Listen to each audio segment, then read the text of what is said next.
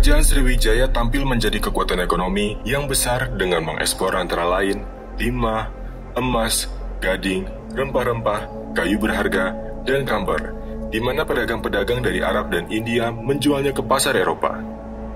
Rempah-rempah tersebut dibeli dari Tanjung Pura, Bangai di pantai timur Sulawesi, serta Maluku dan Timur.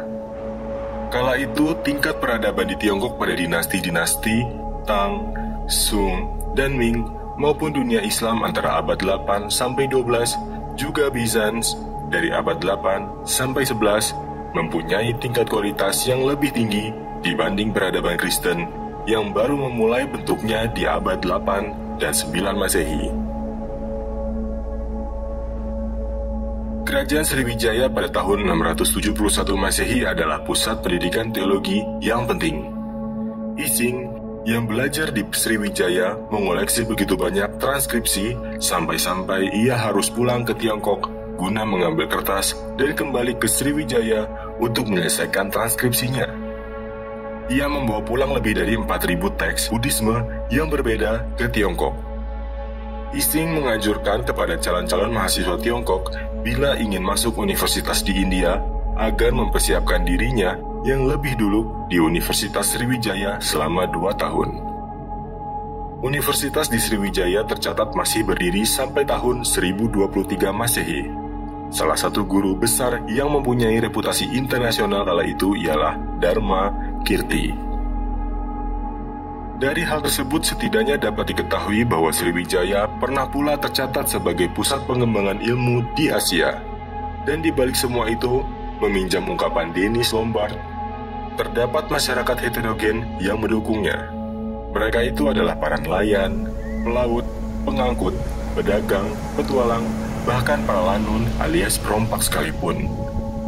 Mereka inilah, kata Lombard, di dalam Nusa Jawa, sila budaya yang merentangkan jaringan-jaringan tua yang menjadi tumpuan kesatuan Indonesia dewasa ini. Selain Sriwijaya, di Sumatera ada pula kerajaan besar yakni Melayu, yang kira-kira berpusat di daerah Jambi. Sementara itu di Jawa ada kerajaan Taruma yang berpusat di Jawa Barat, dan keberadaannya mungkin lebih tua dari kerajaan Sanjaya di Jawa Tengah. Walaupun tidak ada prasasti yang ditinggalkan, tetapi Taruma telah meninggalkan jejak-jejak keturunan kerajaan Mula Warman di daerah Kutai, Kalimantan. Sedangkan mengenai akar dari Sriwijaya di wilayah sekitar Palembang, mulai terlihat pada kisaran tahun 500 Masehi. Kerajaan ini terdiri atas 3 zona utama. Daerah ibu kota Muara yang berpusatkan di Palembang, lembah Sungai Musi yang berfungsi sebagai daerah pendukung, dan daerah-daerah Muara yang mampu menjadi pusat kekuasaan saingan. Ibu kota diperintah secara langsung oleh penguasa dan daerah pendukung tetap diperintah oleh datuk lokal. Wilayah hulu Sungai Musi kaya akan berbagai komoditas bernilai bagi pedagang Tiongkok. Namun tidak hanya bukti fisik mengenai Sriwijaya yang dapat ditemukan, menurut prasasti Kedutaan Bukit yang tertarik tahun 682 Masehi di Palembang, kerajaan Sriwijaya didirikan oleh Dapunta Hyang Sri Jayanasa. Ia memimpin 20.000 tentara yang terutama terdiri atas tentara darat dan beberapa ratus kapal dari Minanga, Tamuan ke Palembang, Jambi, dan Bengkulu. Dari apa yang dituliskan oleh Ising yang berangkat dari Kanton ke Nalanda melalui Sriwijaya, memuat seluruh pengalaman yang diuraikan dengan cermat dalam bukunya Nanhai Chi Kue Fa Chuan dan Tatang Si Yuku Fa Kau Seng Chuan. Pendeta Ising mengembara di luar Tiongkok selama 25 tahun. Ia kembali ke Guangdong Pada pertengahan musim panas pemerintahan Cheng Heng tahun 695 dengan membawa pulang 4.000 naskah yang terdiri dari 500.000 sloka dan dari tahun 700 sampai 712 Masehi, ia menerjemahkan 56 buku dalam 230 jilid. Ia melakukan kunjungan ke Sumatera dalam perjalanan studinya di Universitas Nalanda, India pada tahun 671 dan 695 Masehi. Ising melaporkan bahwa Sriwijaya menjadi rumah bagi ribuan sarjana Buddha, dan koin emas telah digunakan di pesisir kerajaan. Hingga abad ke-7, hanya pendeta Buddha Tionghoa yang melakukan perjalanan ke India dan mengunjungi Sriwijaya. Disebutkan pula bahwa Ising berlayar menggunakan perahu Sriwijaya. Meskipun catatan sejarah dan bukti arkeologi jarang ditemukan, tetapi beberapa menyatakan bahwa pada abad ke-7 Sriwijaya telah melakukan kolonisasi atas seluruh Sumatera, Jawa Barat, dan beberapa daerah di Semenanjung Melayu. Dominasi terhadap Selat Malaka dan Selat Sunda menjadikan Sriwijaya sebagai pengendali rute perdagangan rempah dan perdagangan lokal yang mengenakan biaya atas setiap kapal yang lewat.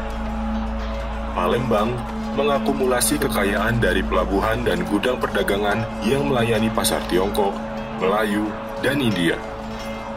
Dalam perkembangannya, kerajaan Melayu di Jambi merupakan kekuatan pertama yang menjadi pesaing Sriwijaya dan akhirnya dapat ditaklukkan pada abad ke-7 dan 9.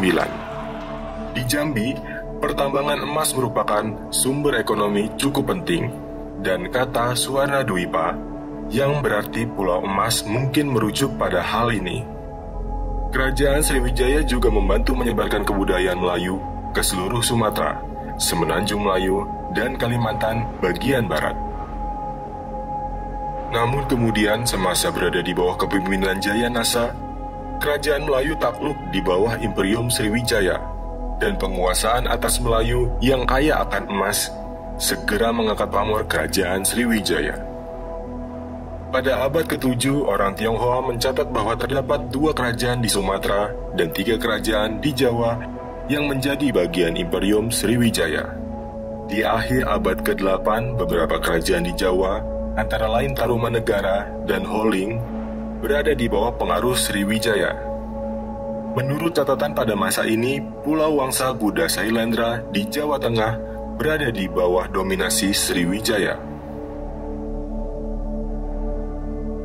Berdasarkan prasasti Kota Kapur, Imperium Sriwijaya menguasai bagian selatan Sumatera hingga Lampung dan mengendalikan perdagangan di Selat Malaka, Laut Tiongkok Selatan, Laut Jawa, dan Selat Karimata.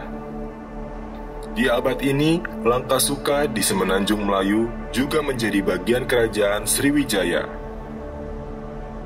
Kemudian di masa berikutnya, Panpan dan Trabalinga yang terletak di sebelah utara Langkasuka juga berada di bawah pengaruh Sriwijaya.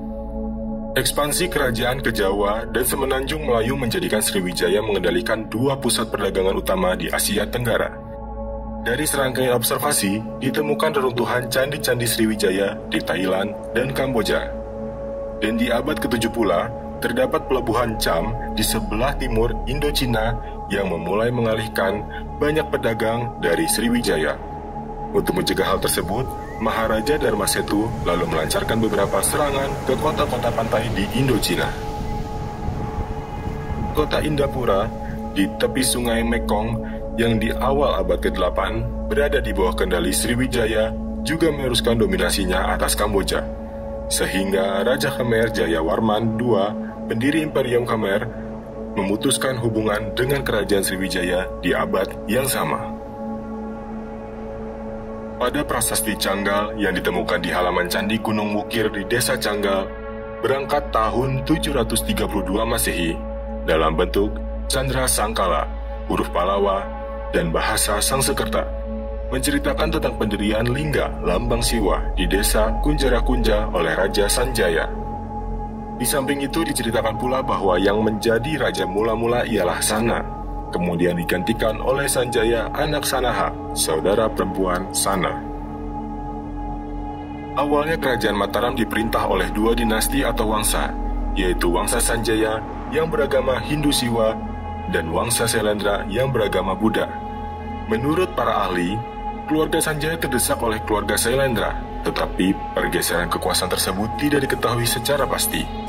Yang jelas keduanya sama-sama berkuasa di Jawa Tengah.